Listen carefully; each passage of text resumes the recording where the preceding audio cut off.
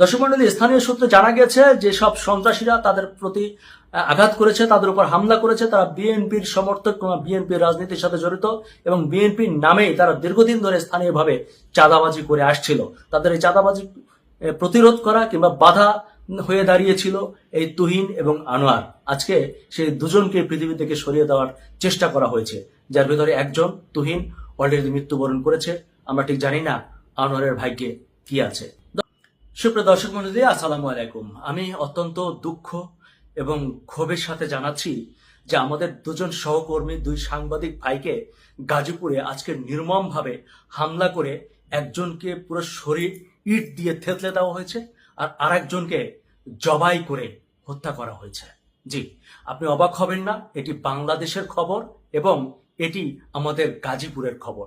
দর্শক মন্ডলী, আমি দুঃখের সাথে জানাচ্ছি যে গাজীপুরের বাংলাদেশের আলো নামক পত্রিকার স্টাফ রিপোর্টার আনোয়ার, যিনি দীর্ঘদিন ধরে ফুটপাতের চাঁদাবাজি নিয়ে খবর প্রচার করে আসছিলেন, তাকে আজকে দুর্বৃত্তরা দুপুরের দিকে নির্মমভাবে বেধড়ক মারধর করে এবং হাতে ইট দিয়ে পুরো শরীর থেতলে দেয়।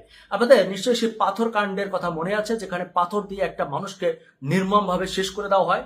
ঠিক তেমন ঘটনা ঘটেছে আজকে এক সাংবাদিকের উপরে, যেটি পুলিশ দাঁড়িয়ে দাঁড়িয়ে দেখছিল খুব কাছ থেকে।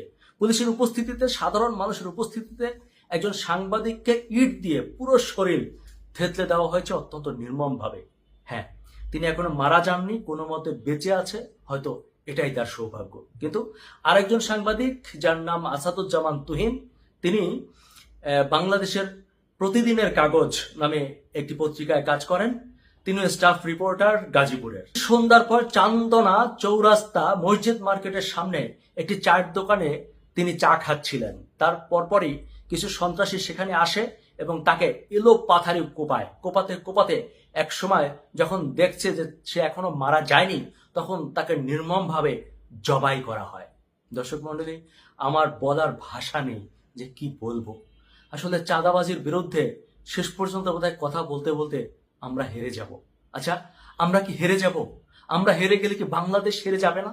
যে মানুষগুলো চাঁদাবাজি নিয়ে কথা বলে তাদেরকে এভাবে মেরে ফেলতে হবে? আমার মনে হয় যে চাঁদাবাজরা টার্গেট করেছে যে সাংবাদিকদের কারণে সারা বাংলাদেশে চাঁদাবাজির খবর পৌঁছে যাচ্ছে, তাই তো সাংবাদিকদেরকেই শেষ করে দিতে হবে, এমন পরিকল্পনা হতে নিয়েছে। দর্শক, চাঁদাবাজির রিপোর্ট করতে গিয়ে প্রায় আমিও হামলার শিকার হই এবং প্রায় প্রতিদিন কিংবা কদিন পর পরেই বিভিন্ন হুমকি ধামকির শিকার আমাদেরকে হতে হয়। আমরা জীবনের ঝুঁকি নিয়ে যারা কাজ করি, দেখুন না তাদের শেষ পরিণতি কি হয়। হয়তো এরপরে তদন্ত কমিটি করা হবে, তাদের বিচারের আশ্বাস দিবে রাষ্ট্র, তারপরে কিছুদিন পরে আস্তে আস্তে সবাই ভুলে যাবে। শেষ পর্যন্ত সাফার করবে এই সাংবাদিকদের পরিবারগুলো। দর্শক মন্ডলী, এই যদি বাংলাদেশের সাংবাদিকতার অবস্থা হয়, বাংলাদেশের সাংবাদিকতার যদি শেষ পরিণতি এটাই হয়, তাহলে এই দেশে আর কোনোদিন ভালো সাংবাদিক জন্মাবে না। এই দেশে আর কেউ সাংবাদিকতা করবে না। আমি রাষ্ট্রের কাছে প্রশ্ন রেখে গেলাম, আপনারা কি চান? যে দেশের মানুষ সাংবাদিকতা করুক বা সাংবাদিকতা ছেড়ে দিক? আমার মনে হয় ছেড়ে দিলেই ভালো হবে। রাষ্ট্র হয়তো সেটাই চায়, আর রাষ্ট্র যে সেটা চায় না, তাদেরকে এই বিচার করে, এই যে সাংবাদিকদেরকে হত্যা করা হলো, এদের বিচার করে তারপর প্রমাণ করতে হবে যে রাষ্ট্র এখনো ন্যায়ের পথে আছে। দর্শক মন্ডলী, যে মানুষটা চলে গেছে তাকে তো আর ফিরে পাওয়া যাবে না, তবে এমন ঘটনা যাতে বাংলাদেশে আর না ঘটে সেটির ব্যবস্থা নিতে হবে খুব দ্রুত। বাংলাদেশের সকল সাংবাদিকদের নিরাপত্তা দিতে হবে, এটুকুই আমার অন্তত প্রত্যাশা। জানি না সেটুকু ঠিক মতো পূরণ হবে কিনা। ধন্যবাদ।